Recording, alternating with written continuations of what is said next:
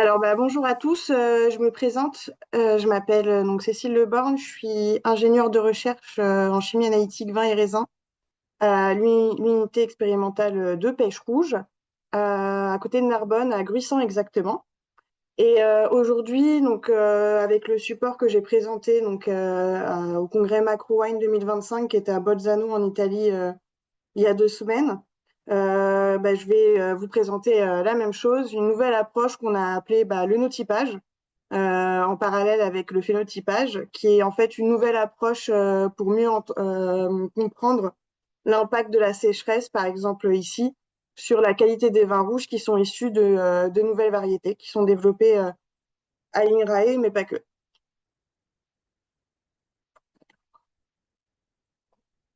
Bon, ça passe, c'est bon. Alors, je pense que je vous apprends rien par rapport au contexte. Donc ça, c'est des chiffres que j'ai récupérés du laboratoire du Bernet, donc qui sont de la région, de la même région où il y a pêche rouge, où on voit bien la baisse de l'acidité totale avec l'augmentation du pH et l'augmentation du degré d'alcool depuis les 40 dernières années.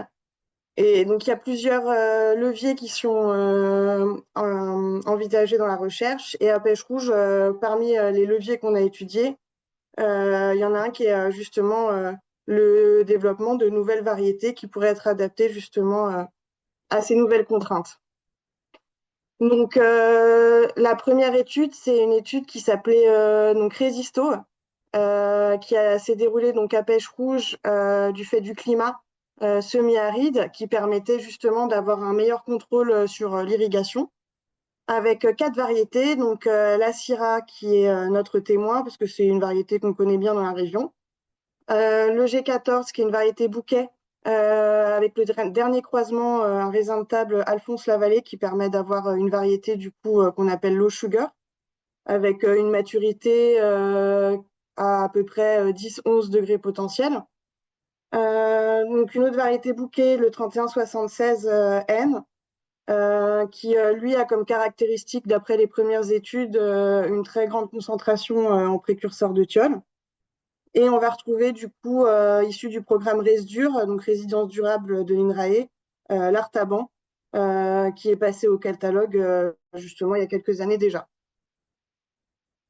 Donc sur ces parcelles, on a effectué donc un suivi à l'échelle de la plante, donc pour chaque cep, donc un phénotypage qui a été réalisé par la doctorante Luciana Willem, qui est ici avec nous actuellement et qui pourra répondre à certaines questions.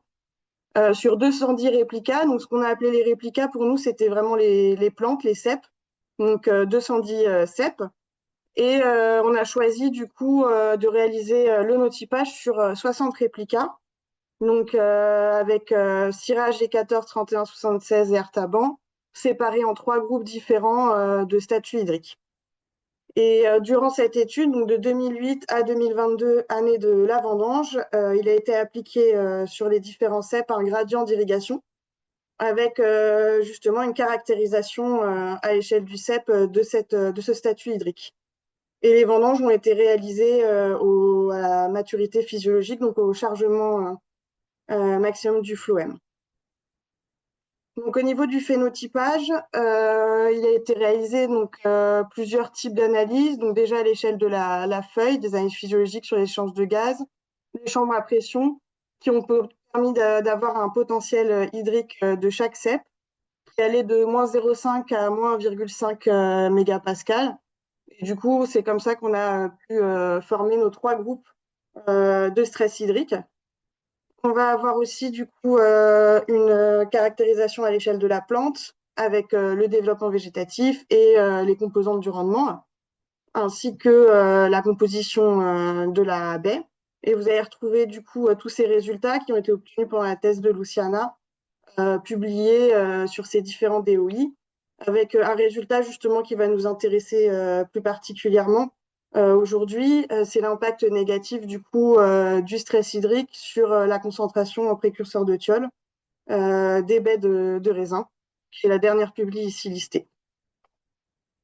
Au niveau de l'énotypage, du coup, donc on continue à faire une étude à l'échelle du cep.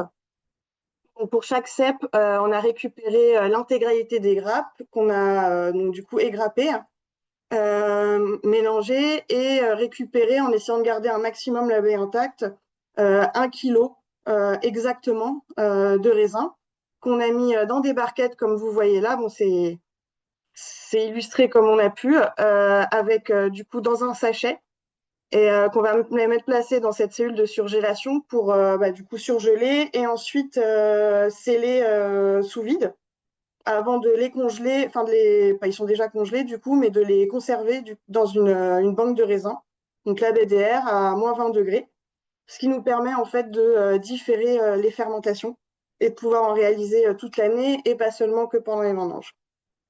Une fois donc qu'on a atteint le moment où on veut faire les fermentations, on décongèle, on foule à l'aide d'un malaxeur qu'on utilise au laboratoire et on répartit du coup chaque barquette qui correspond à chaque cep dans un seul fermenteur.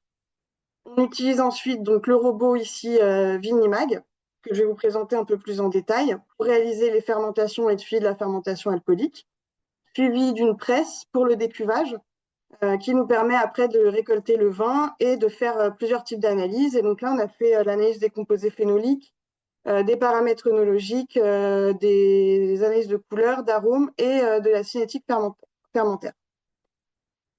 Donc, pour le robot, bon, déjà, on a un bras collaboratif, voilà, le Kobo au milieu du robot. Donc, c'est celui qui a été développé par la société ISP Aquitaine avec qui on a développé en partenariat Vinimag. Donc, il y a 60 fermenteurs qui sont donc tous individuels, fermés avec du coup une bague indépendante pour chaque et munis d'un piston. On va avoir une régulation du coup pour chaque fermenteur avec des sortes de chaussettes avec 3 capteurs de température, dont un qui permet de faire la régulation de température, avec du coup la chaussette qui est en céramique qui permet de chauffer et des ventilateurs qui sont en dessous pour refroidir les fermenteurs. Et ce robot est du coup placé dans une salle thermorégulée. On va avoir aussi donc une station d'homogénéisation et aussi une station d'ajout. Donc il y a une fourchette qui permet en fait d'aller accrocher le piston et de réaliser avec le bras robotique du coup l'homogénéisation pendant la fermentation et de le faire automatiquement. Et il va y avoir aussi du coup une seringue qui va permettre de faire des ajouts automatiques ou alors des prélèvements automatiques pendant la fermentation alcoolique. Il y a un dernier angle qui nous permet du coup de faire cette fois-ci plutôt des mesures avec donc une balance qui va prendre un poids toutes les heures en fait, puisqu'il y a 60 fermenteurs et le robot met 1 minute pour prendre les fermenteurs. Donc ça fait une mesure par heure par fermenteur. Et pendant cette prise de poids, on va aussi avoir la mesure par réflectance de la couleur avec les coordonnées syllabes L, A et B qui permettent justement de modéliser la couleur des fermenteurs pendant toute la durée de la fermentation alcoolique. Ensuite, on va avoir du coup des logiciels qui ont été développés pour le contrôle du robot et aussi pour le traitement des données derrière, parce que forcément, vous allez vous en douter, ça génère un énorme jeu de données pour chaque fermenteur et pour chaque fermentation du coup qu'on va faire avec ce robot. Donc ça, je vais vous présenter quand même les cinétiques fermentaires, juste pour l'artaban.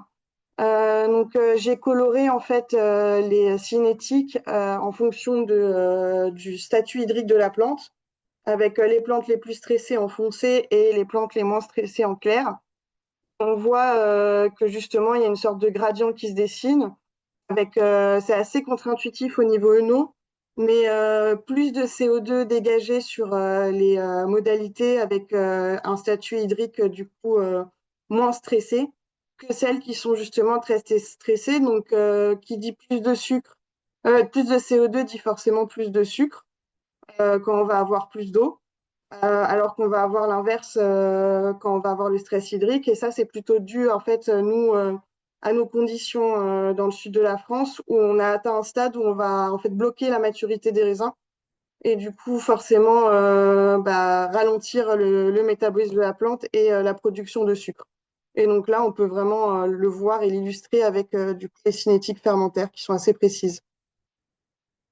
Ensuite, au niveau des résultats analytiques, donc ici au niveau des thiols, donc je vous présente les thiols et l'indice de polyphénol totaux ici.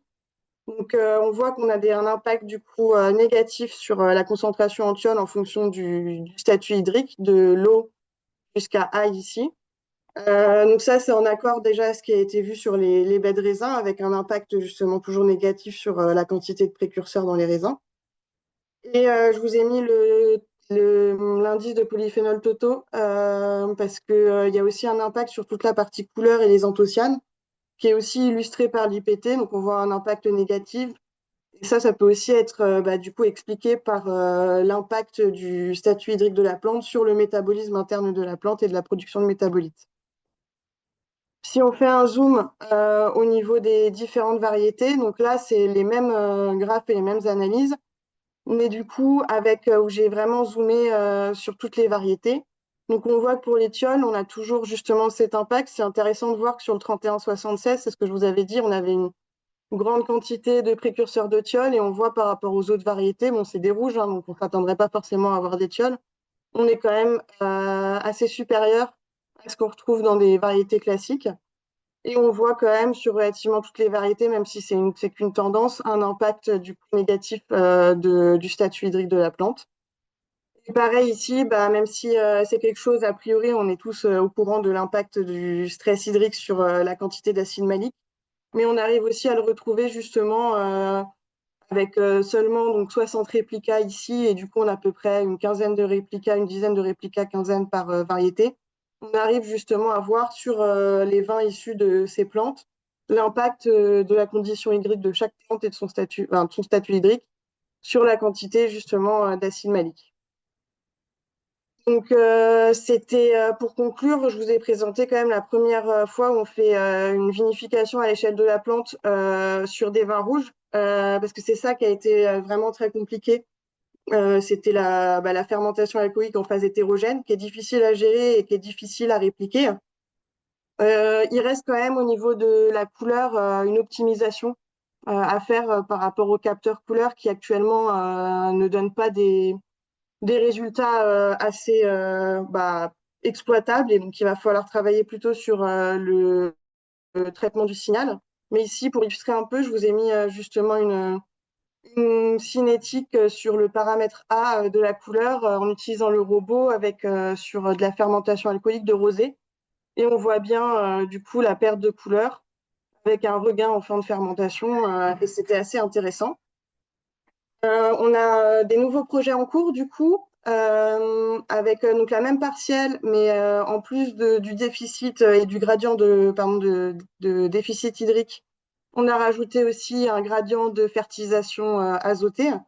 Donc ça, c'est la thèse de Martha Violet dans le cadre de Vinidoc, dans le projet Vitifutur. Et on a aussi utilisé le robot du coup pour faire un screening de variétés en rouge du coup avec Andrea Cesson pendant son doctorat sur le projet toujours Vinidoc qui s'appelle Enovardoc. Et je voulais conclure sur le fait quand même que Vinimax c'est un outil déjà œnologique qui peut être au service de questions justement de viticulture, d'agroécologie et enfin plutôt en amont et qui permettent d'avoir des informations pertinentes après derrière sur la transformation et le potentiel de transformation.